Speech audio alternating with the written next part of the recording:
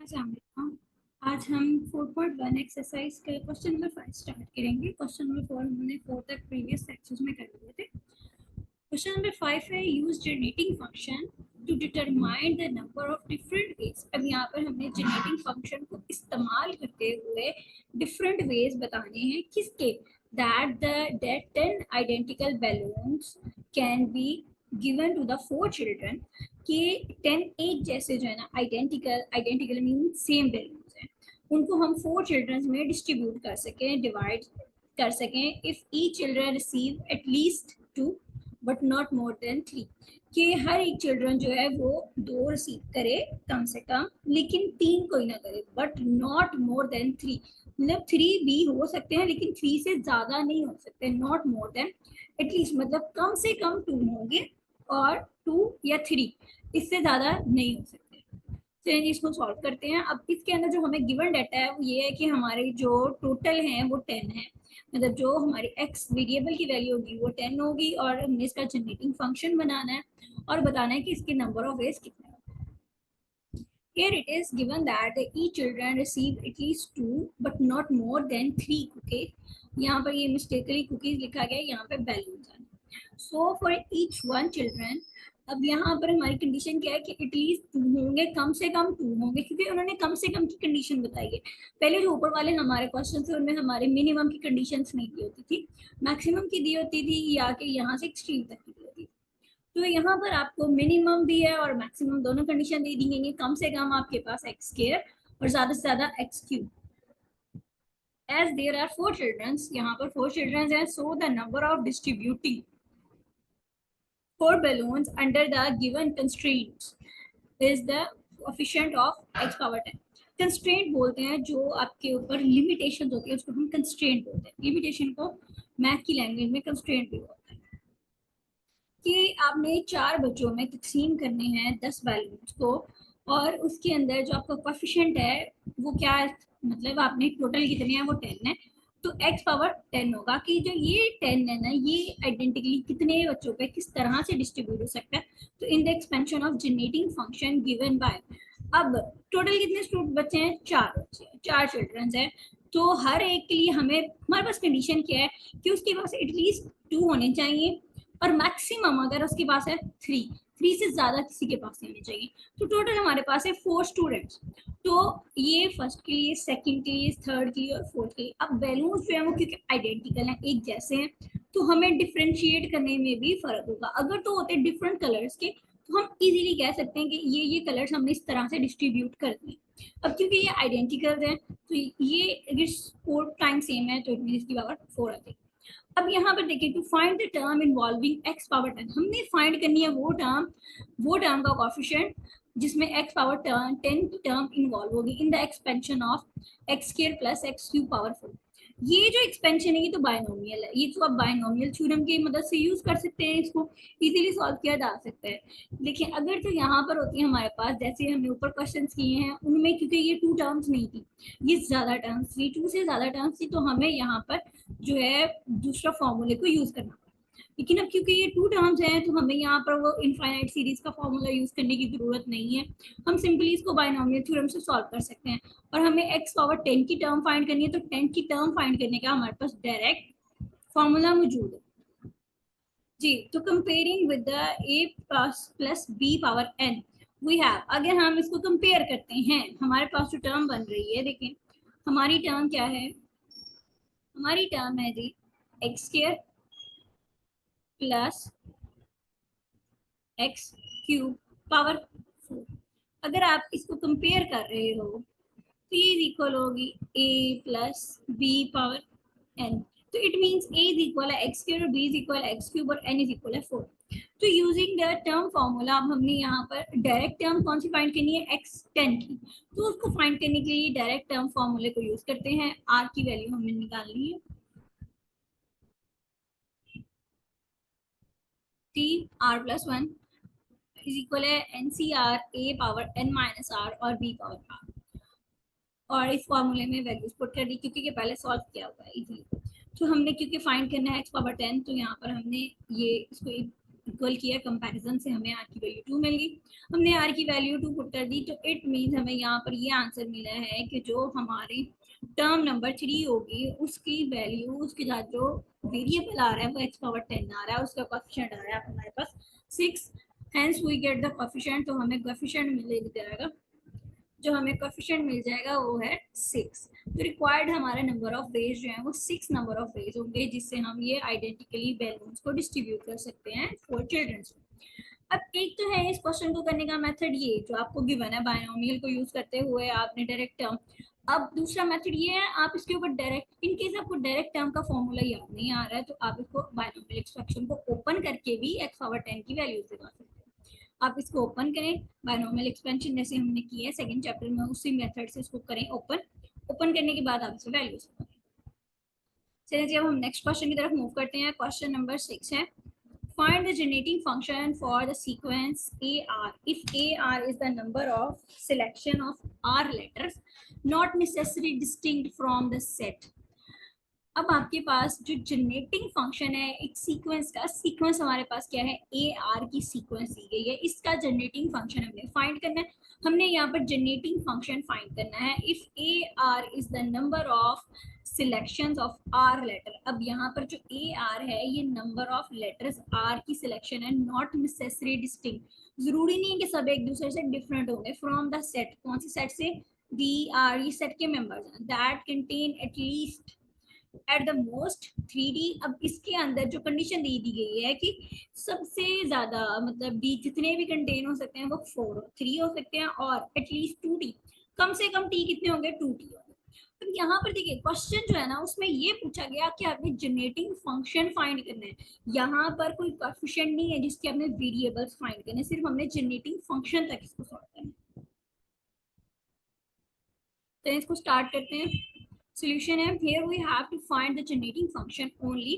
अब हमें सिर्फ जनरेटिंग फंक्शन को फाइंड करना है। It is given that the letter d should be at the most 3 time, जो लेटर डी होगा वो शुड बी ज्यादा से ज्यादा मैक्सिमम वो 3 टाइम हो सकता है। So the generating function for the selection, क्यों, क्योंकि उसके मिनिमम पे कंडीशन या मैक्सिमम पे कंडीशन लगा दी गई, तो डी जो है वो आपका किस तरह से लिखा जा सकता है, 1 + x + x² + x³।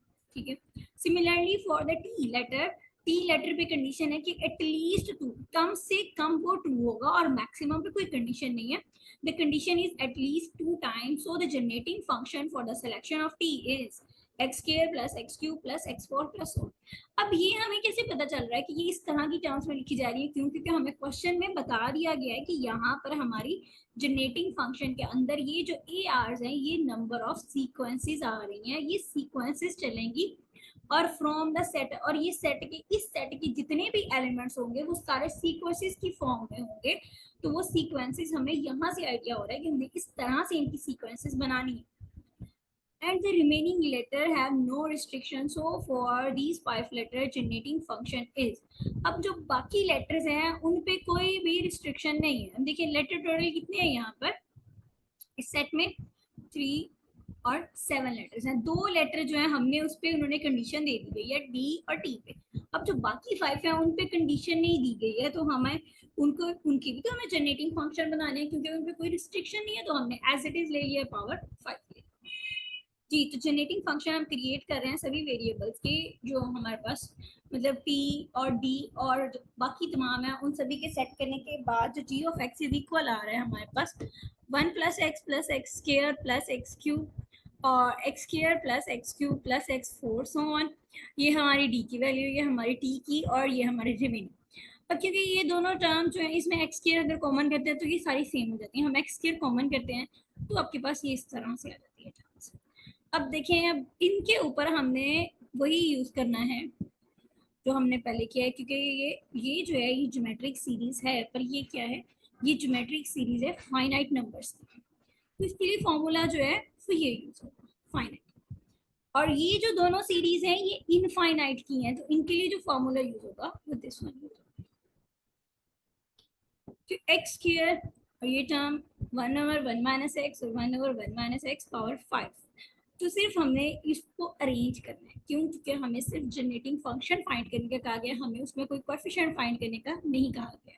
तो ये यहाँ तक हमारा ये जनरेटिंग फंक्शन जो है वो फाइंड हो जाएगा। क्वेश्चन नंबर 7 पे आते हैं। Find the generating function of the sequence c r where c r is equal है r to power r for r जो कि बिलोंग करेगा डब्ल्यू में से। क्वेश्चन नंबर 7 जो है उसमें हमारे पास जनरेटिंग फंक्शन हमने फाइंड करना है सीक्वेंस के लिए। सीक्वेंस है सी आर और सी आर हमारे पास इज इक्वल है r to power r for r belongs to डब्ल्यू। फिर एफ ऑफ एक्स जो हमारे फंक्शन जो दिया गया है जनरेटिंग फंक्शन का फंक्शन वो f of x is equal है टू पावर आर। ठीक है, अब सी आर जो इज इक्वल है r into two power r. First we find the generating function of the sequence. हमने फर्स्ट जो है वो generating function two power r का फाइंड करेंगे, फिर हम उसको आर के साथ मल्टीप्लाई कर देंगे।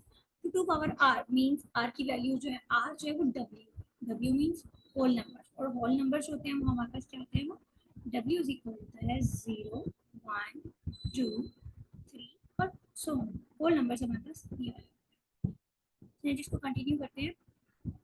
अब हमने आर की वैल्यू को बढ़ाते जाएंगे। आर जब 0 है तो वो two power 0 is equal to 1, two power 1 two square two cube so here it is a given that. अब हमें ये जो सीक्वेंस मिली है, ये हमारी जो सीक्वेंस है, अब देखिए इसमें किस तरह से हम सॉल्व करेंगे। इसका जो जनरेटिंग फंक्शन बनेगा वो किस तरह से बनेगा, और ये जो है ये इनफाइनाइट ज्योमेट्रिक सीक्वेंस। तो a naught is equal है 1, a1 is equal to 2, a2 is equal to x square और so on। a power r जो होगी वो इक्वल होगी 2 power r। Hence the generating function is, तो f of x जो है हमने जो स्टार्टिंग में जनरेटिंग फंक्शन पढ़ा है वो उसी तरह से पढ़ा है। ये हमने वैल्यूज पुट कर दी, तो ये हमारा जनरेटिंग फंक्शन है। और ये आपके पास क्यों, क्योंकि ये इनफाइनाइट ज्योमेट्रिक सीरीज बन रही है, तो इसके लिए हमने इसके ऊपर इनफाइनाइट ज्योमेट्रिक सीरीज के जो फॉर्मूले की इंप्लीमेंटेशन की। तो s इन्फिनिटी इज इक्वल है a over 1 माइनस r। तो आपके पास f of x is equal है 1 over 1 minus 2x। So we know that if f of x is a generating function for the sequence AR and CR is a sequence such that AR is equal है R f of R,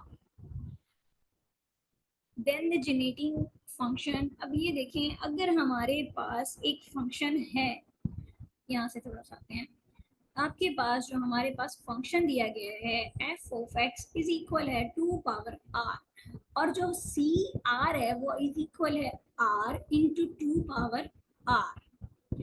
इसी तरह से देखते हैं जरा जी, इसी तरह से हमें गिवन है कि ये जो है ये 2 पावर r में आ रहा है।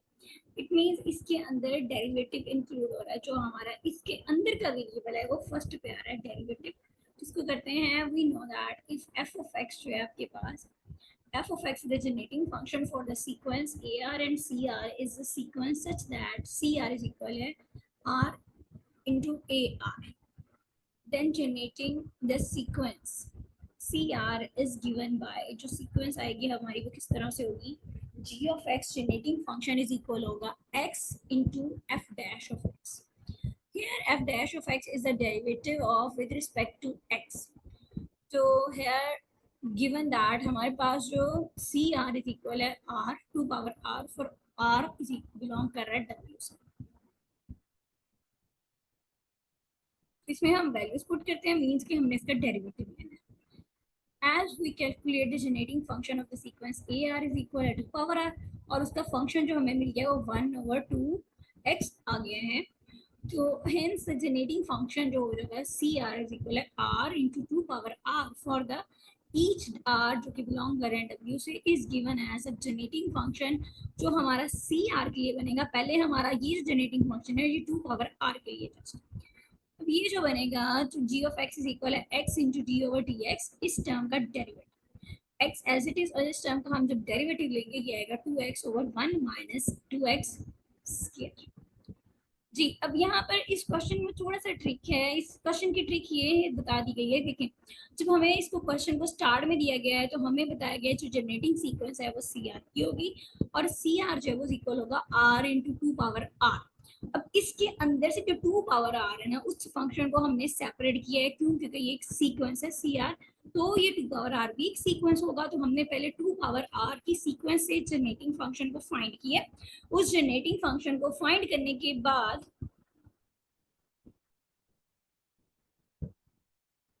जी, हमने पहले इसी तरह से सीक्वेंस को फाइंड किया है, और फाइंड करने के बाद हमने जब एफ ऑफ एक्स की फाइंड कर ली है, उसके बाद हमने इसका सी आर से रिलेशन बताया कि सी आर से रिलेशन जब इसका बनेगा मीन्स आर स्टार फर्स्ट पे आएगा, तो मीन्स कि एफ ऑफ एक्स का डेरिवेटिव होगा। तो एफ ऑफ एक्स का डेरिवेटिव लेके हमने यहाँ पर सी आर को कैलकुलेट किया। और क्वेश्चन नंबर 8 से ऑनवर्ड हम इंशाल्लाह नेक्स्ट लेक्चर में करेंगे।